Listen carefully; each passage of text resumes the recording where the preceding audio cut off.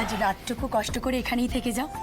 ও মা লক্ষ্মী দিদি, খুব ভালো ব্যবস্থাই তো করেছো তুমি। আমার তো একদম হোটেল হোটেল লাগছে, একটু অন্য ধরনের ঠিকই, তাই না প্রিন্স? একদমই লক্ষ্মী, তোমাকে অনেক অনেক ধন্যবাদ। ও মা, এ কথা কেন বলছেন? আপনারা বিপদে পড়েছেন আর আমি এতটুকু করব না? আচ্ছা আপনারা বসুন, একটু মুখে দেওয়ার মতন খাবার আনি। গরিবের জায়গা, সামান্য কিছুই জুটবে দাদা। ছুটছে এই অনেক, খিদে পেট গোলাচ্ছে একেবারে। আচ্ছা আমি আসছি। স্যার, একটা অভিজ্ঞতা হচ্ছে বলুন। কোথায় বসুটগ্রা, আর আমরা সেখানে এসে আটকে পড়লাম। সবই মা কালীর ইচ্ছে। হয়তো এখানেই আমরা বড় রাজা বাবুর খোঁজ পেয়ে যাবো। আচ্ছা স্যার, হয়তো মা কালী আমাদের তার জন্য এখানে আটকে দিয়েছে, তাই না? হ্যাঁ, হতেই পারে, অসম্ভব নয়।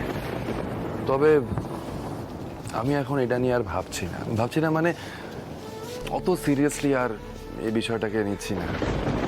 দেখো ভুল কি, আমরা অনেকটা করেছি, নদীর ধার ধরে সব গ্রাম আমরা সার্চ করেছি, এতটা পথ এসছি আমরা খুঁজতে খুঁজতে। কালো খোঁজ খবর করবো, ভালো করে খুঁজবো। ইনফ্যাক্ট বড় রাজাবাবু উনি যদি মারাও গিয়ে থাকেন তাহলে সেই খবরটাও আমরা নিয়ে ফিরবো। খোঁজ খবরে আমরা কোনো ত্রুটি রাখবো না। All I want to say যে আমাদের হাতে তারপর কিন্তু আর কিছু নেই। এটুকু সময় এটা আমি বেশ বুঝে গেছি। আমরা শুধু চেষ্টা করতে পারি। We can do our level best, right? দাদা আসবো? হ্যাঁ এসো। কি আনলে? ঘুগনি মুড়ি ছাড়া আর কিছুই পেলাম না।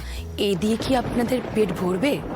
বেশ ভরবে, এই যে পাওয়া যাচ্ছে অনেক। আরে বাবা লক্ষ্মী দিদি, আমি তো পুরো ছোটবেলাটায় ঘুগনি মুড়ি খেয়ে কাটিয়েছি। দাও দাও দাও দাও।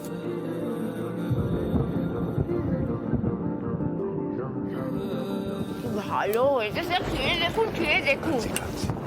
যাক বাবা, তোমাদের যে ভালো লেগেছে এটাই অনেক বড় কথা। এবার আমি আমার ঘরে যাই, আমার বর আজ রাতে ফিরবে। আর নৌকা নিয়ে বেরিয়েছিল তো। তোমার বর বুঝি নৌকো চালায়? হ্যাঁ গো, মাল নিয়ে যায়, আজ রাতেই ফেরার কথা। আচ্ছা তোমরা খাও, কাল সকালে গাড়ির মিস্ত্রি নিয়ে আসবো, আর ওখানে জল রাখা আছে।